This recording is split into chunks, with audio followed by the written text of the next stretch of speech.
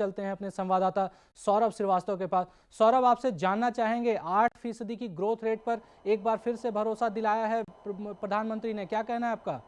देखिए नितेश, मैं बताऊं कि आज जिस तरीके से प्रधानमंत्री ने एक बयान जारी किया उसमें इन्होंने ये कहने की कोशिश की कि भारतीय अर्थव्यवस्था दबाव में ज़रूर है वैश्विक मंदी के, लेकिन उस पर ज़्यादा कुछ खासा फर्क नहीं पड़ेगा। आने वाले समय में हम इससे बाहर निकल जाएंगे।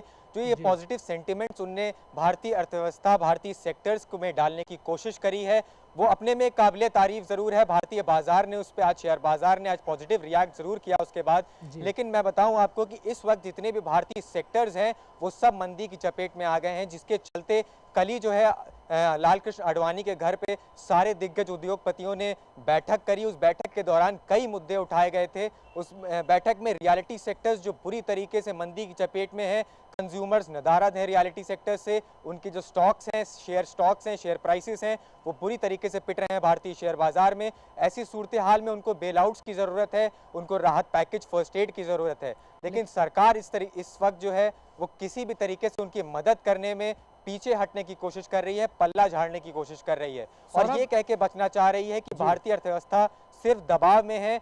भारतीय अर्थव्यवस्था के ऊपर कोई भी मंदी जो है मंदी जनित नहीं है यहाँ की अर्थव्यवस्था। सौरभ, एक चीज खास तौर पे जानना चाहूंगा, रुपए की टूट लगातार जारी है। शेयर मार्केट में अमूमन देखा जा रहा है कि गिरावट का जो रुख है वो लगातार जारी है। हालांकि आज की हम बात करें तो आज शेयर मार्केट में हल्की सी बढ़त एक बार फिर से देखने को मिली है 7 दिनों की लगातार गिरावट के बाद।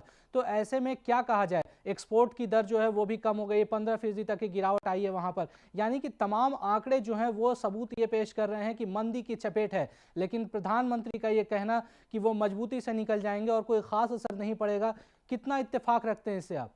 देखिए, मैं आपको नितेश बताऊं कि जो बयानों के बॉम्बार्डमेंट्स आ रहे हैं, चाहे वो वित्त मंत्री पी चिदम्बरम साहब कहें, चाहे वो प्रधानमंत्री कहें, या फिर सेबी के चेयरमैन कहें, या डी सुब्बा राव आरबीआई के जो गवर्नर हैं वो कहें, उनके बयानों का सीधा सीधा मकसद ये है कि भारतीय अर्थव्यवस्था के सेंटिमेंट्स को एक पॉजिटिव नजरिया देना, एक पॉजिटिव न्यूज़ की तरीके से मोड़ना। अगर वो ये कहेंगे कि भारत भी रिसेशन के शिकार है, जैसे कि जापान में हुआ, चाइना में हुआ, यहाँ तक कि यूरोपियन कंट्रीज में ये कहा गया कि अब जो है रिसेशन के पूरी चपेट में उनकी अर्थव्यवस्था है, तो भारत जो है, भारतीय फाइनेंशियल सिस्टम इससे बचा रहे, इसलिए ऐसे बयान जारी किए जा रहे हैं। और आज भारतीय बाजार जिस तरीके से 7 दिन बाद पॉजिटिविटी दिखाई उसने, यहाँ तक कि मैं आपको बताऊं कल नैस्डैक और डाउ जोन्स यानी कि न्यूयॉर्क स्टॉक एक्सचेंज गिरावट के साथ बंद हुआ था, उसके बावजूद एशियन मार्केट में मजबूती देखी गई। साथ ही साथ भारतीय शेयर बाजार अच्छी बढ़त, मैं कहूंगा कि 500 अंकों की अच्छी बढ़त के साथ भारतीय शेयर बाजार बंद हुआ। तो ये सब एक पॉजिटिव संकेत माने जा सकते हैं भारतीय बाजार के लिए।